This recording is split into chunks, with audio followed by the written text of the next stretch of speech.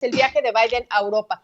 Tuvo 3 reuniones con la OTAN, con la Unión Europea, con el G7, y el contexto a esto rápidamente es: érase una vez que el G7 era el G8. Y este contexto lo doy, Pedro, porque la declaración más importante del día de ayer de Biden en Europa me parece esta. Dice: voy a buscar que expulsen a Rusia del G20. El hecho es que Vladimir Putin quiere ir. El martes decía que él tenía planeado ir a Indonesia, a esta cumbre del G20 que va a ser en noviembre.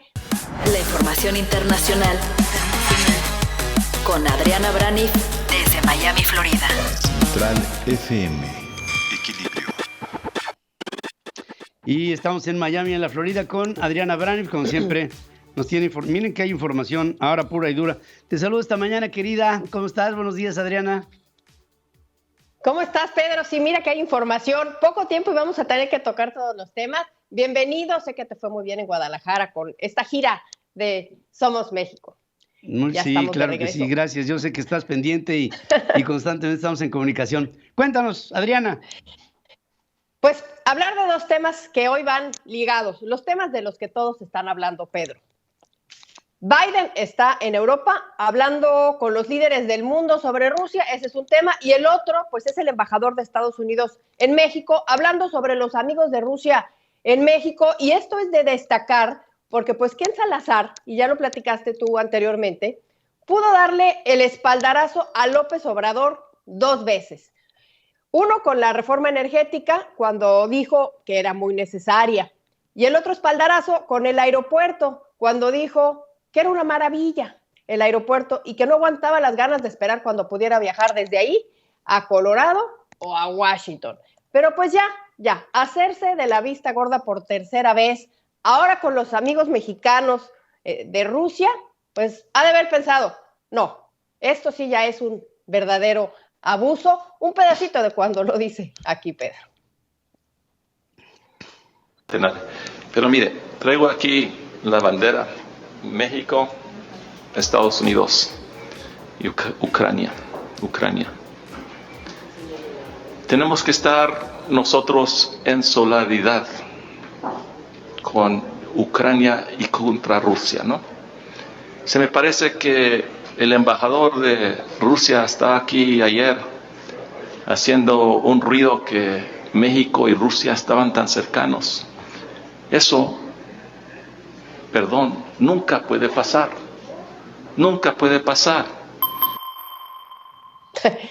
Dice, perdón, esto nunca puede pasar, pero perdón, esto ya pasó y pasó ayer en la Cámara de Diputados, se instaló esta mesa de amigos y luego vino el mensaje para todos aquellos que creen que no nos va a afectar lo que está pasando en Ucrania y pues lo dijo así.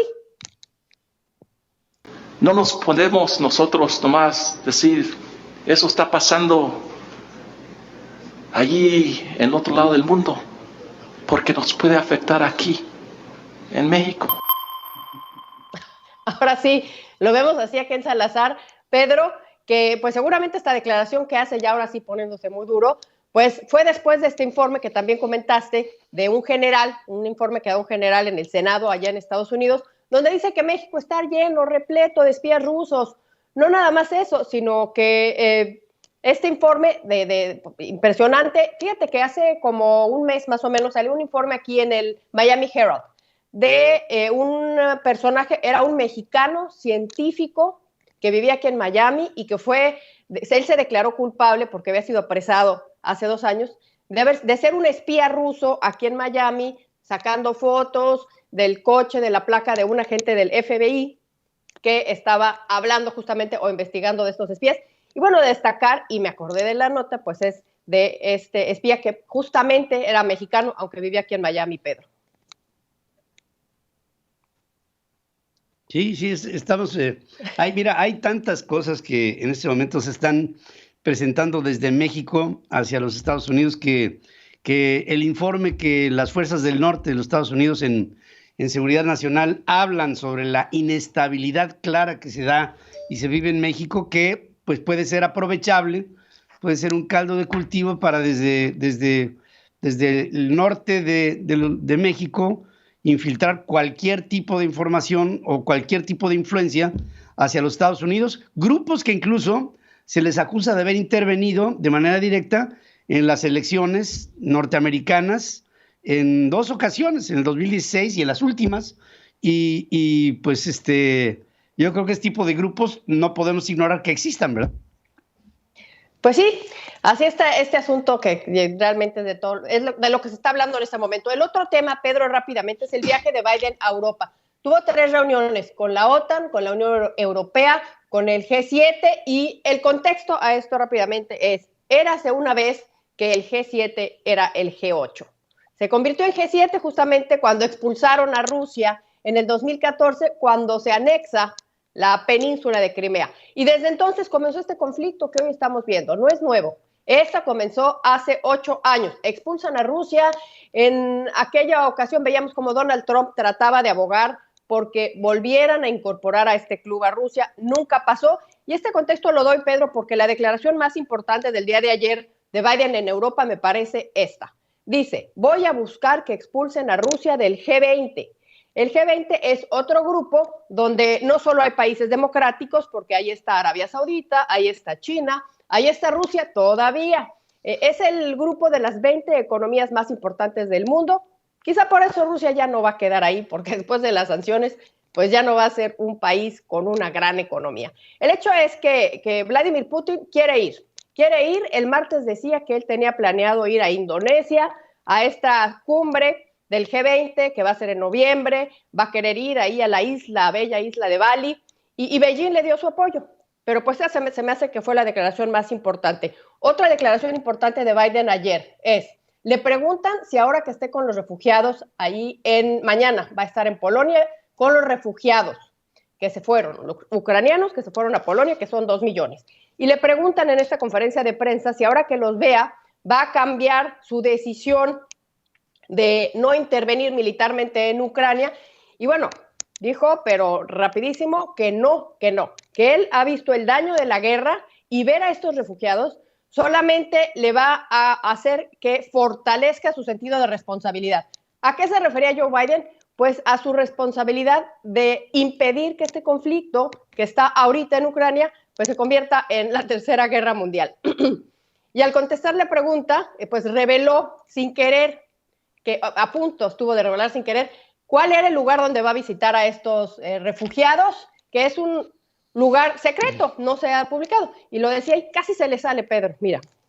And those who have made it across the border. I plan on attempting to see those folks, as well as I hope I'm going to be able to see, I guess I'm not supposed to say where I'm going, am I? But anyway, I hope I get to see a lot of people. Sí está, dice, voy a ver estos folks, voy a ver estos cuates, y bueno, se supone que no debo decir a dónde debo ir, pero voy a ver a mucha gente, y obviamente pues se ríen de lo que tiene que ser información reservada. Mañana va a estar ahí, Pedro, mañana los va a ver, mañana sábado. Habló también de las sanciones y dice que las sanciones no son a corto plazo, que las sanciones a Rusia no hacen que inmediatamente termine de hacer esto Vladimir Putin. Dice, es una cosa a largo plazo, así es que más o menos pues decía, tomen asiento porque esto va para largo y va a afectar a todo el mundo, y si no que le pregunten a Ken Salazar, va a afectar hasta México. Ya se piensa que puede haber hasta escasez de comida, pero así decía Joe Biden, siéntense porque esto no va a ser de un mes ni de 2, esto va a ser a largo plazo. Mira. Why I asked for this NATO meeting today is to be sure that after a month we will sustain what we're doing, not just next month, the following month, but for the remainder of this entire year. That's what will stop it. Dice, bueno, esto no va a ser una situación de un mes, sino de que va a ser de aquí en adelante por un año entero y de alguna manera pararlo, o sea, parar esto que se ve, mi querida Adriana. Yo no veo a un Vladimir Putin con el deseo de refrenar lo que echó a andar en esta maquinaria de terror y de guerra. No lo veo. Pues sí, este va a ser un fin de semana interesante. Vamos a ver qué es lo que sucede con esta reunión de Biden. No faltó quien le preguntara a Biden después de decir esto, qué iba a pasar si en el 2024, que hay elecciones aquí en Estados Unidos, llega un personaje como Donald Trump que eche para atrás todo este esfuerzo que está haciendo la la Organización del Tratado del Atlántico Norte, la OTAN, Pedro. Pues más o menos eso es lo que ha pasado. Vamos a estar pendientes todo el fin de semana. Muy importante, este fin de semana se me hace que es clave. Vamos a ver qué es lo que sucede, Pedro. Vamos a ver qué es lo que sucede y, por supuesto, estaremos siempre informando a nuestro querido público de la información y de su contexto, como tú sueles hacer. Te abrazo, como siempre, querida amiga. Te mando un abrazo y buen fin de semana. Igual, Pedro. Gracias. Sigue escuchando a Pedro Ferriz de Con. Central FM. Equilibrio.